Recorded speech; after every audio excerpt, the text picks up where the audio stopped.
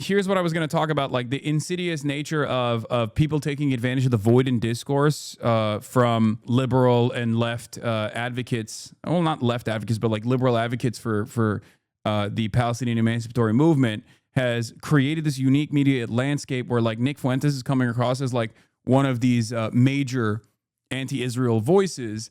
And I think he recognizes that because, look, part of the reason why I don't cover Nick Fuentes is one, because he has been for a very long time utterly irrelevant. Unfortunately, has been platformed and revitalized his career directly as a consequence of like hanging out with Molestini, who openly talked about how he gave him a lifeline.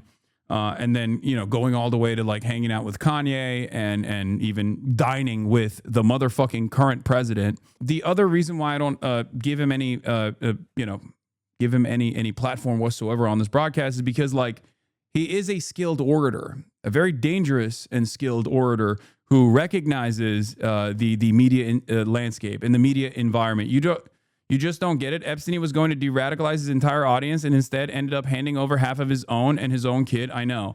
Yeah, that was a spectacular failure, by the way. Like, he was like, oh, dude, his audience loved talking about how, like, you don't understand, dude. You got to debate this guy. Destiny's just, like, owning him in the marketplace of ideas.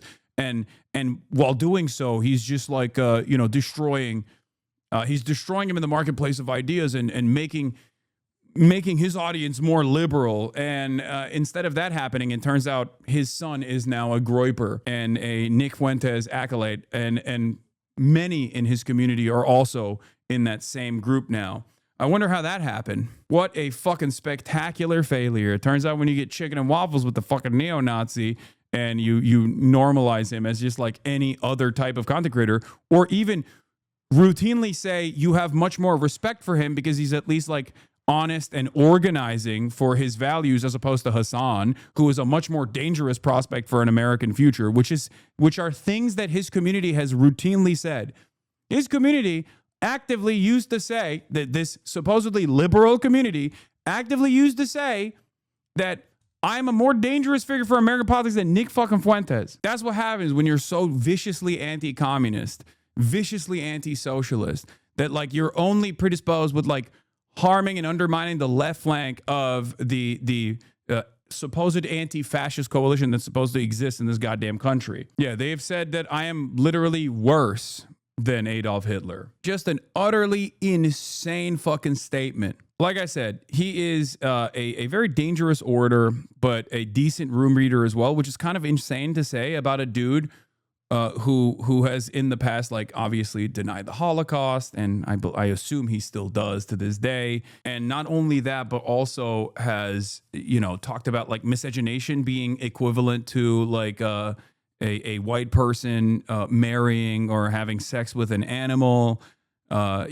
Race mixing, he says, is the equivalent of bestiality. There is a target-rich environment. I mean, he has said a bunch of insane shit, right? But in the last couple of months, especially in the last year or so, he has become this figurehead that is a bold, loud, and proud anti-Israel voice. And in the process, a lot of the MAGA influencers, and he's also like criticized Donald Trump a lot, saying Donald Trump is not aggressive enough with his mass deportation policies. But more so, if you look at this kind of stuff through the clip culture that we exist in, I explained it yesterday as like the bizarro HASANABI hater industrial complex, where like my haters spend a good deal of time clipping me out of context to make me seem like a bad person, to make it seem as though I have like really bad opinions, really reactionary opinions or whatever, right? If you want to present me in a negative light to an audience that is reactionary, you point to some of the jokes that I make about, leftist jokes that I make to say he's being sincere here. He wants to like kill all white people or whatever. If you want to make me look bad to like a pro-queer audience, you clip a weak moment of mine where I'm yelling at someone and you say he's transphobic. You want to clip me to a feminist audience, you go he's gone to a brothel. Like there are, it's a target-rich environment, right? The opposite is being done for Nick Fuentes by his fans. if you see him just online, and this has happened with like the Dan Bilzerians of the world as well, like many other content creators have been able to take advantage of the clip culture by basically presenting themselves as like much more normal political figures that are like, if you watch him off of just clips that his audience is like pumping out on TikTok and on Twitter and whatnot, you would think he's like a left guy, you know? You would think he's like left wing, because like some of his commentary unironically comes across as progressive. And I think it's disingenuous. And I think he's doing that deliberately to basically farm a bunch of liberals who are anti-Israel to see him in a different light. This clip actually is a perfect example of what I'm talking about, because it features the turning point in it as well. If you clip him in the first half, you think he's being progressive. And then in the second half, he actually reveals his true nature. Let's take a look. Names the Department of Defense to the Department of War. Ooh, because as Trump says, we're not just on defense, we're also on offense. Sounds a lot cooler. And I don't know about you guys, but I'm just getting so sick of the slop, man. I'm done with the slop. Is that all this administration can do? It seems like this administration does two things. It renames existing things, like the Gulf of Mexico, like the Persian Gulf, like military bases, like the Pentagon. It renames things. For the average person who is not paying too close attention to whatever the fuck is going on in the realm of politics, especially in our increasingly short attention span economy, you only see people through 30-second clip reflections. I'm explaining to you how propaganda is conducted. This is how historic fascism has operated as well, not with 30-second clips, obviously, but historically, fascist movements have started off masquerading as left populist movements. Left populist movements for who?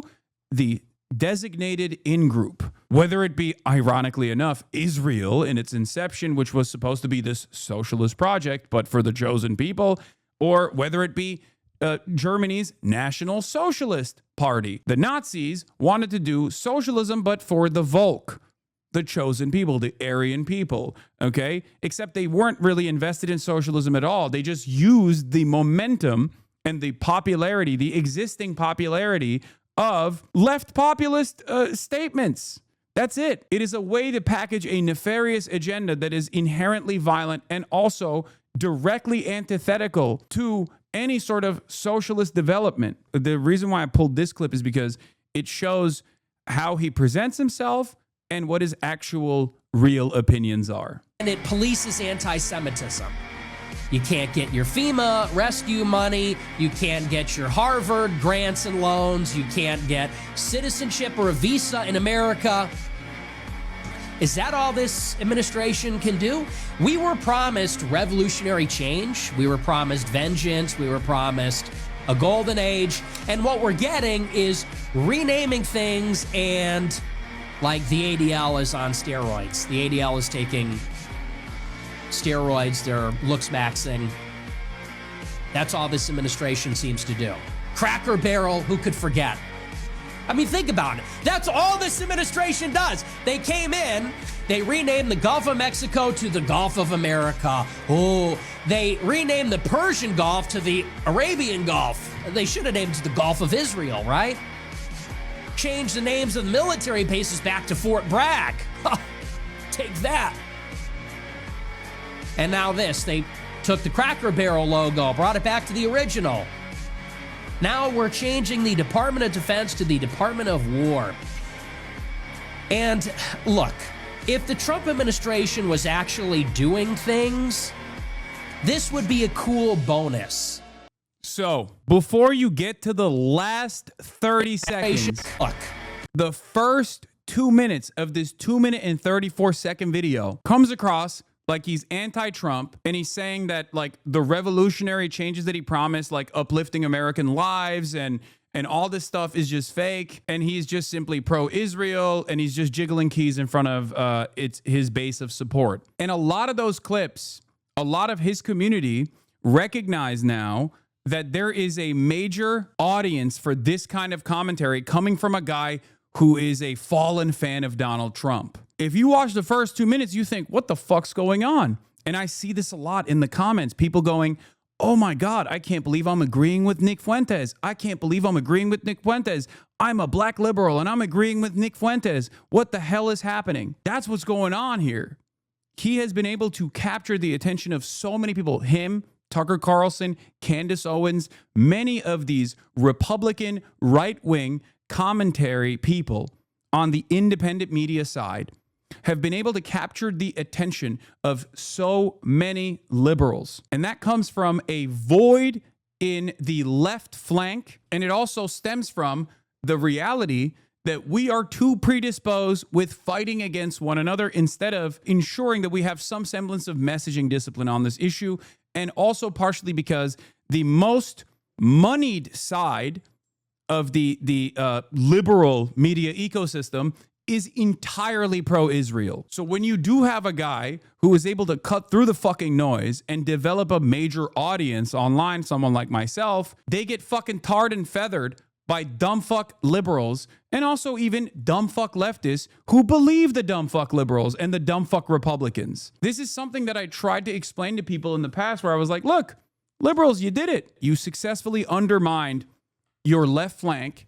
And in the process of doing that, of course, someone right-wing was going to rise up to the occasion and come across as a completely normal centrist. That's the Asmongold phenomena. The most consequential aspect of like the destinies of the world consistently coming after me for their own personal narcissistic vengeance quest has made it so that I have so many fucking ridiculous claims that are completely made up about me swirling around in the ecosystem for all of the dumb fuck apolitical people to tune into with a network of slop tubers that are constantly pumping out this kind of content that ultimately people that don't actually get any sort of fucking critical examination of their commentary or their worldview get to fucking rise up to the top. This is part of the reason why I have regularly maintained this idea that unless it's like literally someone being pro-Israel, I'm just not going to spend a whole deal of time attacking even liberal content creators. Imagine thinking Nick fucking Fuentes is a centrist. I'm not saying that. I'm not even remotely presenting it as such.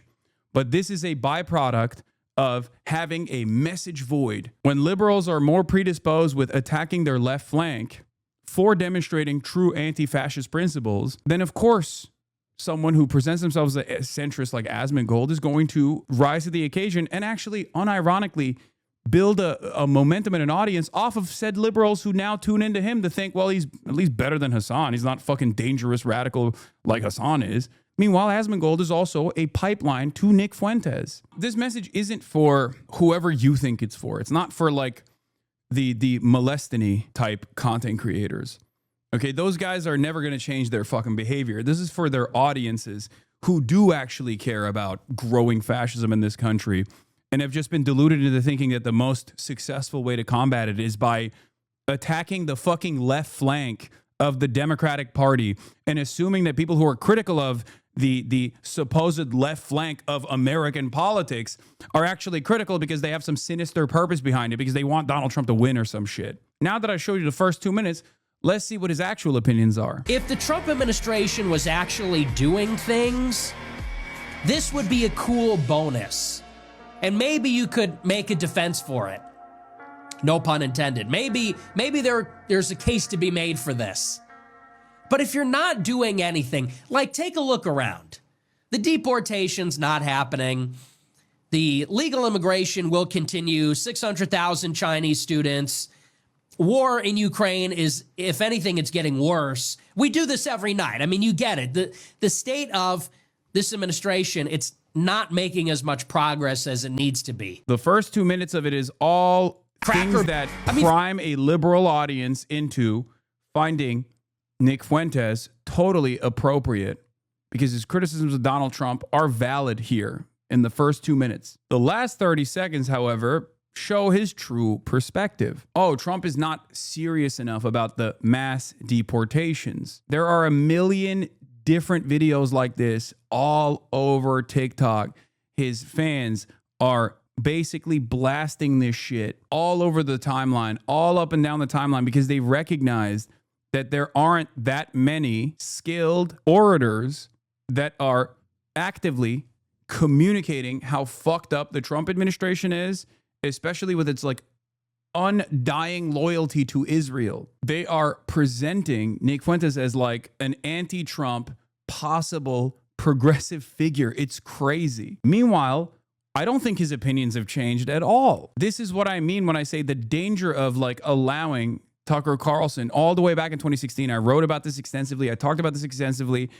Liberals were so predisposed with attacking the Bernie Sanderses and the left flank of their own party's base of support for being true progressives on a lot of economic issues, created an environment where there was a void in the discourse from the left flank, and this is broad. When I say left flank, I don't mean like literally these guys are leftists. I just mean like to the left of the Republican Party on the media ecosystem.